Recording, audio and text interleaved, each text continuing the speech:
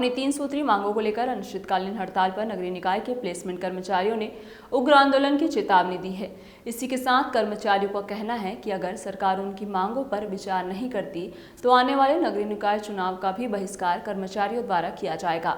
इसके अलावा कर्मचारियों ने बताया कि नगर पंचायत डोंडी जिला बालोद के प्लेसमेंट कर्मचारियों का लगभग 2 वर्ष का EPF की राशि जमा नहीं किया गया है, जिसको लेकर कर्मचारी बेहद चिंतित है। वहीं कर्मचारियों का कहना है कि अगर सरकार जल्द से जल्द दिन की मांगों पर पूरा विचार नहीं करती तो इनका आंदोलन उग्र हो सकता है।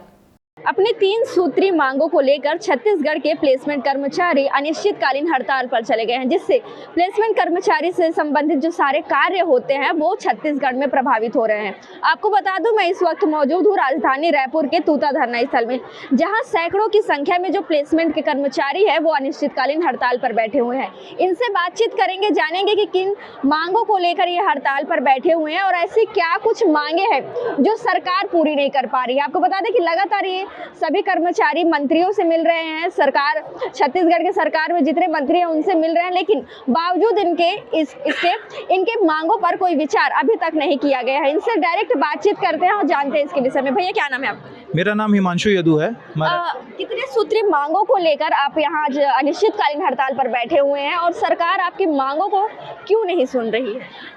हम तो 3 सूत्री मांगों को लेकर हमारे धरना स्थल पर बैठे हैं, लेकिन हमारी प्रथम 1 सूत्री मांग भी ये भी है कि प्रथम मांग है जो ठेका प्रथा बंद करके सीधे निकाय से भुगतान किया जाए। इससे हमें जो श्रम सम्मान राशि जो दूसरी मांग है वो स्वतः हमारे खाते में आ जाएगी। तीसरा है कि जो हमारे 10 साल 15 साल से जो कर्मचारी साथी काम कर रहे हैं, जो आधे तो अधेड़ उम्र के हो चुके हैं और कईयों का स्थिति बहुत कमज़ोर है, उनको लिए कोई एक नियम बनाया जाए, चाहे वो नियमितीकरण के लिए हो या संविलियन करने के लिए हो। क्या हो रहा है, हमारे जो ठेकेदार हैं, ठेकेदारी के माध्यम से हमको जो तनख्वाह मिल रही है वो हमें उचित नहीं है। आज हमारा तनख्वाह 9,000 से स्टार्ट होकर 11,200 पे अटक रहा है। मैं खुद 15 साल से काम करने वाला कर्मचारी हूँ, मेरी तनख्वाह 11,200 है, जो कि एक अंतिम है।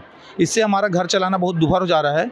ठेकेदार शोषण कर रहा है, मनमानी कर रहा है। हमारे जो निम्न और एकदम जो कम पढ़े लिखे हमारे साथी हैं उनके ऊपर ये शोषण हो रहा है। कईयों का तो उन्होंने ATM तक रख लिया है और उनको वो ATM से उनके ही खाते से पैसा निकाल के उनको कैश के रूप में उनको हाथ में दिया जा रहा है, कम के रूप में। मैं कंप्यूटर ऑपरेटर हिमांशु यदु। क्या कुछ काम है भैया जो आप लोगों के द्वारा किया जा रहा है और अभी वो काम प्रभावित हो रहा है? देखा जाए तो हमारा पूरे नगरीय प्रशासन में बहुत सारे काम, जन्म से मृत्यु तक के हर काम जो है नगरीय प्रशासन के द्वारा किया जाता है। जैसे राशन कार्ड हो गया, निर्वाचन का काम अभी प्रमुखता से चल रहा है। वैसे बहुत सारे काम हैं जो निगम के द्वारा ही किए जाते हैं और लगातार कर ही रहे हैं। और इससे ये मुख्य जो रहता है हमारा जल सफाई वो बाधित हुआ है।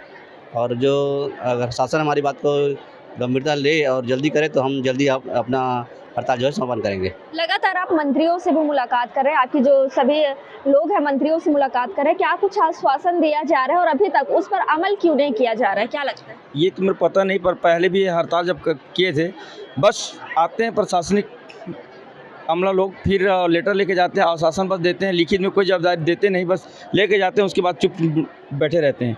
ये इनकी अभी भी ये JD साहब आए थे हमारे यहाँ लेने के लिए, एप्लीकेशन बस लेके गए हैं और शासन बस मिला कि 1 तारीख तक आपकी सुनवाई होगी, बस बोल के गए हैं, लिखित में नहीं देते। अगर बोले हम लोग 3 दिन के अगर कुछ भी रिजल्ट नहीं आता है तो हमारा उग्र आंदोलन जारी रहेगा।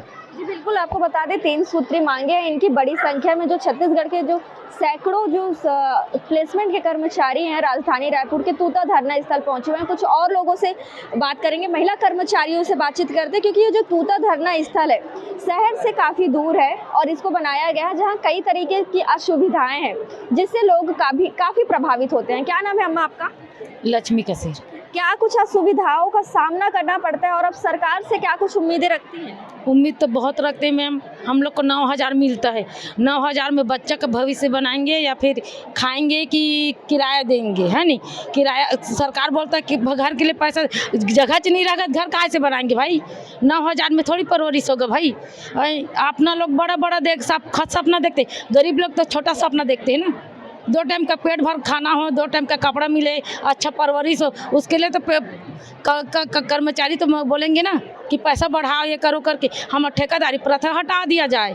नियमितीकरण करे क्या जाए, वही मांग को लेके बैठे हैं हम लोग। विभाग के द्वारा और ठेकेदारों के द्वारा कहीं आपको किसी प्रकार की कोई धमकी वगैरह तो नहीं दी जा रही? नहीं, धमकी तो नहीं मिलता है मैडम। मिलती है धमकी भी मिलती है मैम कि काम में नहीं आओगे तो आप लोग को निकाल दिया जाएगा, दूसरे को भर्ती कर रहे हैं, या पैसा भी अभी मतलब कम दिए हैं तो 5,000 में क्या होगा अभी के डेट में, आप पता बोलिए। हम लोग 25 दिन से बैठे हैं हड़ताल में। तो पैसे काटने की बात तो नहीं की जा रही?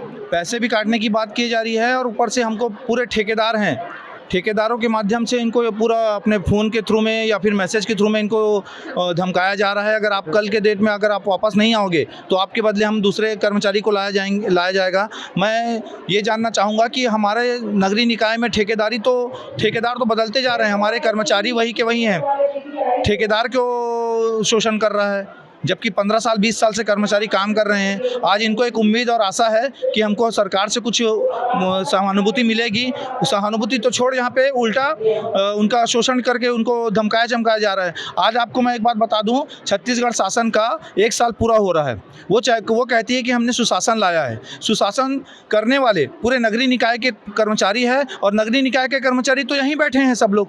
तो ये कैसा विकास कार्य हो रहा है? विकास करने वो रणनीति यही है कि हम अगर 3 दिन में देखते हैं, 3 दिन में हमारी बातों को लिखित आश्वासन आदेश नहीं दिया जाता है, आश्वासनों पर आदेश नहीं किया जाता है, तो हम चुनाव बहिष्कार का भी विधानसभा घेराव तो करेंगे ही। हम निर्धारित कर रहे हैं तिथि, विधानसभा घेराव करेंगे, नहीं तो फिर हम चुनाव का बहिष्कार करेंगे। जी बिल्कुल, विधानसभा घेराव की चेतावनी और चुनाव बहिष्कार की चेतावनी प्लेसमेंट कर्मचारियों द्वारा दी जा रही है। इनका कहना है कि लगातार मांगों को पूरा करने के लिए लगातार भटक रहे हैं। सरकार द्वारा किसी भी प्रकार का कोई आश्वासन नहीं दिया जा रहा है, और अगर आश्वासन दिया जा रहा है अब देखने वाली बात होगी कि सरकार किस तरीके से विचार करती है।